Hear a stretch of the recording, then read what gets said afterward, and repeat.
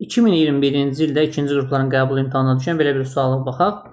Tənliyi görürük. Deyir ki, x kvadrat plus 1 bölü x kvadrat ifadəsinin qiymətini tapın. Biz burada x plus 1 bölü x ifadəsi görürük. Bunu bir t əvəzləməsi aparaq əvvəlcə, mütərizəni açmağa ehtiyac yoxdur.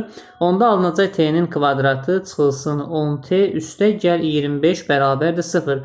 Bu hazır görünür ki, t çıxılsın 5'in kvadratıdır.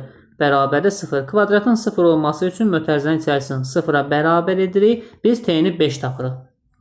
Demək, biz t'ni 5 tapdıqsa, deməli x plus 1 bölü x ifadəmiz 5'ə bərabər imiş. Bizdən soruşduğu x kvadrat plus 1 bölü x kvadratı həm a kvadrat plus b kvadratla tapa bilərik və yaxud da tapdığımız bu ifadəni kvadrata yüksəldə bilərik hər tərəfini.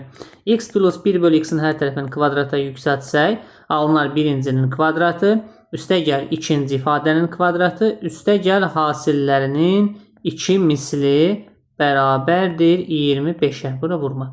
X'lar ixtisar gedir. Alınır ki, x kvadrat plus 1 bölü x kvadrat bərabərdir 25'dən 2 çıxanda 23 qalar. Doğru cavabımız B variantı.